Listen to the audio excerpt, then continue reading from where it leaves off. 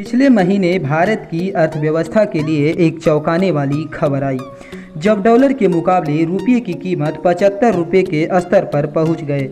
ये भारत की इतिहास में रुपये की सबसे बड़ी गिरावट थी। लेकिन क्या आप जानते हैं कि वे कौन सी कारण हैं जिनकी वजह से रुपये की कीमत कम या ज़्यादा होती है? तो चलिए आज हम आपको इन्हीं सब के बारे में जानकारियाँ देने जा रहे हैं। आप ये जानते हैं, जानकर भी हैरानी होगी कि साल 1947 में $1 की कीमत 1 रुपये के बराबर थे। फिर ऐसा क्या हुआ कि पिछले 73 साल में रुपये की कीमत डॉलर के मुकाबले लगातार लुढ़कती चली गई?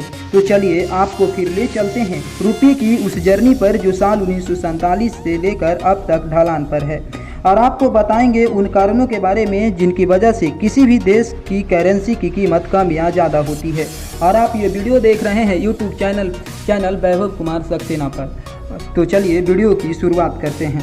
देश के आज़ाद होने से पहले भारत की इकोनॉमी पर ब्रिटिश राज का प्रभाव था। यही वजह थी कि साल 1947 में जब देश आज़ाद हुआ तो भारत के 1 रुपये की कीमत $1 के बराबर थी।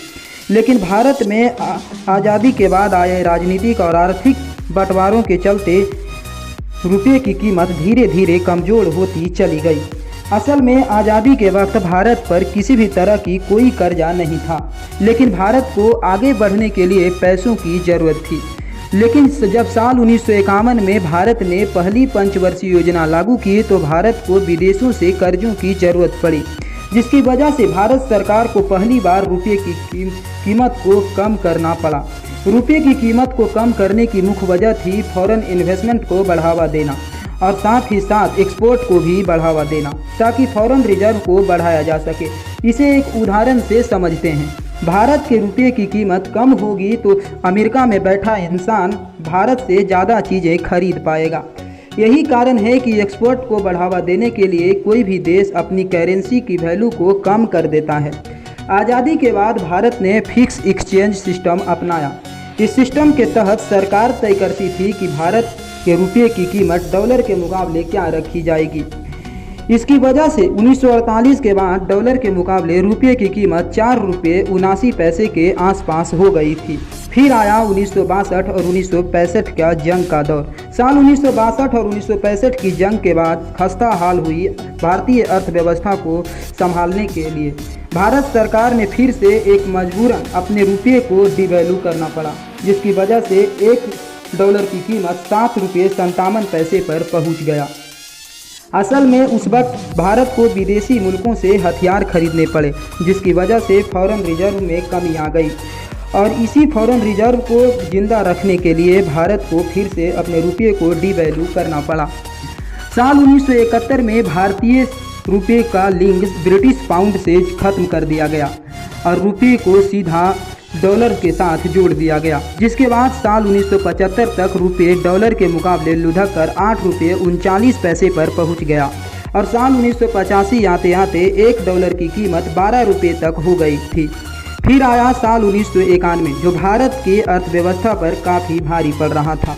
बेहताश महंगाई और विकास की धीमी गति ने भारतीय अर्थव्यवस्था की कमर तोड़ दी थी, और भारत का फॉरेन रिजर्व लगभग सूख चुका था। इस फॉरेन रिजर्व को भंडार को जिंदा रखने के लिए सरकार को फिर से रुपये को डिवैल्यू करना पड़ा, जिसकी वजह से साल 1991 में $1 की कीमत $17.90 पर पहुंच गई। डॉलर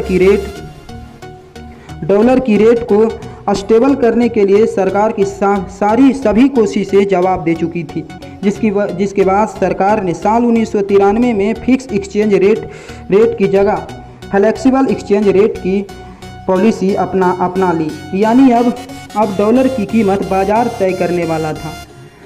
लेकिन इस नए सिस्टम में उपस्थित में डॉलर के रेट में स्टेबल करने के लिए RBI के हाथ में कुछ पावर्स भी दे दी गई थी। इस पॉलिसी के बाद रुपये की कीमत में काफ़ी गिरावट आई।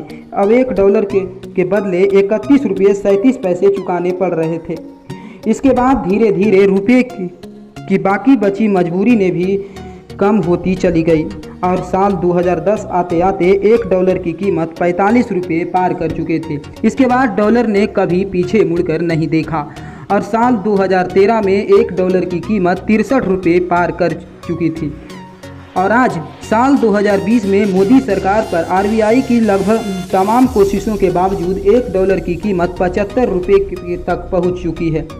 असल में रुपये की कीमत कई बातों पर निर्भर करती है, जैसे महंगाई, बेरोजगार, व्यापार दर, ग्रोथ दर, व्यापारिक घाटा, इक्विटी मार्केट, उतार चढ़ाव, विदेशी मुद्रा रिजर्व और ऐसी ही और भी कई फैक्टर हैं जो रुपये को कमज़ोर और मजबूत बनाते हैं। चलिए इसे थोड़ा आसानी से समझते हैं। असल में ये सारा खेल फॉरेन रिजर्व का होता है।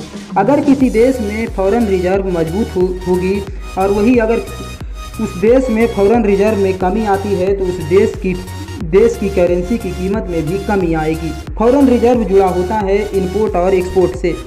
जो देश इंपोर्ट ज़्यादा करता है यानी बाहर से ज़्यादा चीज़ें खरीदता है, उसका फॉरेन रिजर्व कम हो जाता है। इसकी वजह से उसकी करेंसी की वैल्यू भी कम हो जाती है। और वही कोई देश एक्सपोर्ट ज़्यादा करता है यानी बाहर ज़्यादा चीज़ें बेचता है तो उसके देश में फॉरेन करेंसी ज़्यादा आती है, जिससे फॉरेन रिजर्व बढ़ता है, जिससे उस देश की करेंसी की कीमत में भी बढ़ोतरी होती है। लेकिन इसे भी सरकार को बैलेंस बनाकर चलना पड़ता है, क्योंकि अगर किसी देश की करेंसी मजबूत होगी तो बाहरी देशों उससे सामान कम खरीदेंगे, जिससे एक्सपोर्ट में कमी आती है। इसे एक उदाहरण के जरिए समझते हैं। मान लीजिए $1 की कीमत 50 रुपये है, तो अमेरिका का बिजनेसमैन जो भारत से माल खरीदता है वे $1 में कम माल खरीद पाएगा। वही $1 की कीमत अगर 60 रुपये हो जाती है तो ज़्यादा माल खरीद पाएगा।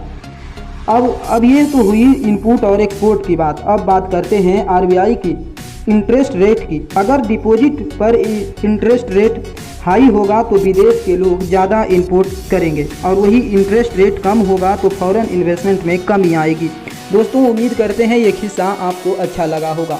और ये किस्सा सुन रहे थे यूट्यूब चैनल वैभव कुमार सक्सेना पर, और मैं हूँ वैभव कुमार सक्सेना। और ऐसे ही वीडियो देखने के लिए हमारे चैनल को सब्सक्राइब, लाइक और शेयर करना मत भूलिएगा। तब तक के लिए नमस्कार। उम्मीद है अगले वीडियो में फिर मिलेंगे।